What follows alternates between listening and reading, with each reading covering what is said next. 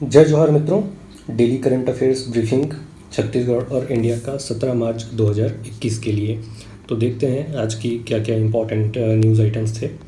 तो मुख्य रूप से जो छत्तीसगढ़ से रिलेटेड न्यूज़ थे वो बेसिकली पहला न्यूज़ जो front page of Dainik Bhaskar में छपा हुआ था वो था कि बस्तर के जो नक्सली हैं वो छत्तीसगढ़ सरकार से बातचीत को तैयार हो गए हैं, लेकिन उनकी 3 प्रमुख शर्तें हैं और उनमें से 3 शर्तें जो हैं वो हैं, पहली है कि सुरक्षा बलों को हटाया जाए बस्तर से।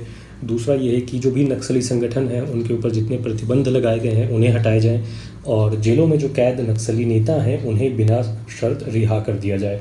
तो ये 3 शर्तें हैं। ऑब्वियसली ऐसी शर्तें जो है सरकार नहीं मानेगी और बेसिकली कुछ अंतराल में नक्सली और सरकार के बीच जो है वार्तालाप को लेकर ऐसे कयास जो है लगाए जाते रहते हैं। तो बेसिकली इसमें देखने वाली बात ये है कि आपको बस्तर के नक्सली मूवमेंट्स इनके बारे में थोड़ा देखना चाहिए कि क्यों वहाँ पे नक्सलियों की समस्या है और इसका निवारण कैसे किया जा सकता है। और दूसरा जो न्यूज़ था वो बड़ा ही इंटरेस्टिंग सा न्यूज़ था कि ओडिशा राज्य के बरगढ़ ज़िले के 18 गांव जो हैं वो छत्तीसगढ़ में शामिल होना चाहते हैं वहाँ के लोग। ऐसा इसलिए क्योंकि वहाँ पे उन्हें आधारभूत सुविधाएं नहीं मिलती हैं और वहाँ की सरकार जो है उनकी कोई सूद-बूद नहीं ले रही है।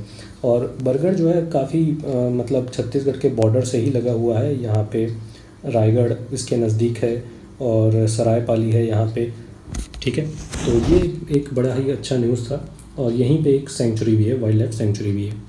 तीसरा न्यूज़ जो है वो छत्तीसगढ़ में करप्शन को लेकर है। पाठ्य पुस्तक निगम में 80 करोड़ के अवैध भुगतान का एक घोटाला उजागर हुआ है। तो बेसिकली इस न्यूज़ आइटम से आप करप्शन और उससे जुड़े जो अलग अलग पहलू हैं उन पे ध्यान दे सकते हैं। स्पोर्ट्स सेक्शन से एक न्यूज़ था, दैट इज़ छत्तीसगढ़ ने फेंसिंग जूनियर नेशनल में 4 मेडल जो है अपने नाम किए हैं। और फेंसिंग बेसिकली एक स्पोर्ट होता है जिसमें थोड़ा तलवारबाजी वगैरह करते हैं वो लोग। और छत्तीसगढ़ से जो खिलाड़ी इसमें शामिल हुए थे वो एस निंगथोम्बा, सर्जिन और दिव्यांशु नेताम थे। ये नाम जो है वो याद रखने वाले हैं क्योंकि एग्ज़ाम्स में कभी कभी आपसे पूछ लिया जाता है कि फ़लाना खेल में छत्तीसगढ़ से कौन कौन से खिलाड़ी जो है वो शामिल हुए थे या ये खिलाड़ी जो है वो किस खेल को बिलोंग करते हैं। तो ये छत्तीसगढ़ के न्यूज़ आइटम हैं। And then coming to India part, India से एक तो सबसे इम्पॉर्टेंट न्यूज़ ये है कि कोविड जो है उसका एक सेकेंड वेव जो है वो काफ़ी थोड़ा सा चिंताजनक होता जा रहा है। प्राइम मिनिस्टर और चीफ मिनिस्टर्स की मीटिंग्स भी हो रही हैं, कई जगह पे लॉकडाउन्स लगाए जा रहे हैं, खासकर कि महाराष्ट्र और पंजाब में जो है कोविड का जो बेसिकली काफ़ी तेज़ी से बढ़ रहा है वहाँ पे। और बाकी जगहों पे भी, छत्तीसगढ़ में भी कई जगहों पे रेस्ट्रिक्शंस, मास्क वगैरह जो है काफ़ी स्ट्रिक्टली फॉलो किए जा रहे हैं। तो ये कोविड लॉकडाउन को लेकर अब 1 साल भी होने वाला है, तो ये देखने वाली बात होगी कि हमने कितना अच्छा परफॉर्म किया है और आगे और क्या चैलेंजेस इसमें बाकी हैं। इकोनॉमी को लेकर एक न्यूज़ है कि इंडियन ऑयल कॉरपोरेशन और फिनर्जी नाम की जो कंपनी है इन्होंने एक जॉइंट वेंचर साइन किया है और ये जो कंपनी है ये फ्यूल सेल्स डेवलप करेगी। फ्यूल सेल्स जो है वो एल्यूमिनियम एयर टेक्नोलॉजी पे काम करेगी और इंडिजिनस हाइड्रोजन स्टोरेज सॉल्यूशंस जो है बेसिकली इन 2 टेक्नोलॉजी पे ये काम करेगी। तो ये एक एनवायरमेंटल फ्रेंडली फ्यूल सेल्स को डेवलप करने की एक बेसिकली अच्छी मुहिम है जो बेसिकली सस्टेनेबल डेवलपमेंट और एनवायरनमेंट से जुड़े हुए टॉपिक्स में आप इसको ध्यान में रख सकते हैं। वर्ल्ड अफेयर से एक न्यूज़ है कि उबर जो कंपनी है, जो कैब कंपनी है, इसने पहली बार यूनाइटेड किंगडम में इसके जो ड्राइवर्स होते हैं उनको वर्कर्स की कैटेगरी में क्लासिफाई किया है।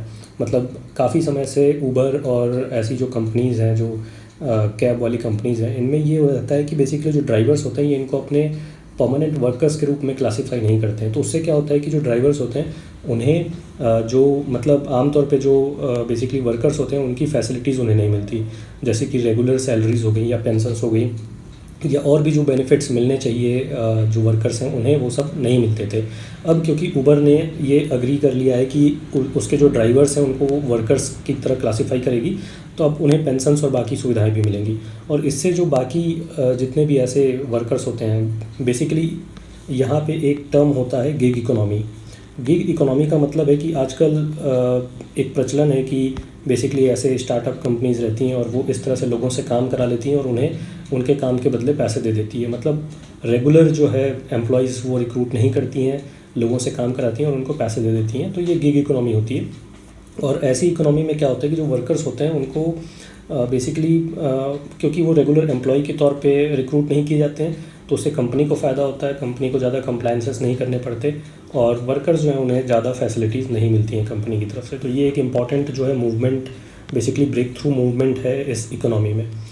और फिर लास्ट जो न्यूज़ है वो हिस्ट्री को लेकर है। दिल्ली में बेसिकली अंगपाल II जो राजा हैं, अंगपाल II, इनसे रिलेटेड एक न्यूज़ था। बेसिकली अंगपाल II कौन थे? ये एक तोमर राजा थे जो दिल्ली में राज किया करते थे। तोमर राजपूत जो थे, इनकी खास बात ये थी कि तोमर राजपूत ने ही पहली बार दिल्ली को एक राजधानी का दर्जा दिया था। मतलब दिल्ली पहली बार जब राजधानी कैपिटल सिटी बनी तो वो तोमर राजपूत के अंडर बनी थी। और तोमर राजपूत में ही पृथ्वीराज चौहान भी बिलोंग करते थे। पृथ्वीराज चौहान जो थे वो बेसिकली अंगपाल II के पोते थे। और पृथ्वीराज चौहान को हम सभी जानते हैं। पृथ्वीराज चौहान के समय ही बैटल ऑफ तराइन हुआ था, जब मोहम्मद गौरी जो है वो अटैक करता है दिल्ली के ऊपर। तराइन नाम की जगह पे बैटल होता है पृथ्वीराज चौहान और मोहम्मद गौरी के बीच में। 2 बैटल ऑफ तराइन होते हैं, 1191 और 1192 में। 1191 वाले में पृथ्वीराज चौहान मोहम्मद गौरी को हरा देते हैं और फिर 1192 में पृथ्वीराज चौहान हार जाते हैं और उसके बाद से फिर दिल्ली सल्तनत जो है वो दिल्ली में एस्टेब्लिश हो जाती है। तो ये एक हिस्ट्री का बेसिकली टॉपिक है। और ये एक फ़ोटो जो है वो दैनिक भास्कर में आ जाई थी, वो काफ़ी देखने वाली है। गुलाबी झील ऑस्ट्रेलिया की ये हीलियर झील है जो अपने गुलाबी रंग के पानी के लिए दुनिया भर में जानी जाती है। बेसिकली इसका जो गुलाबी रंग है वो बैक्टीरिया और एल्गाई के कारण होता है। और ऐसी ही एक झील जो है वो इंडिया में भी पाई जाती है। अगर आपको उसका नाम पता है तो आप कमेंट सेक्शन में बता सकते हैं।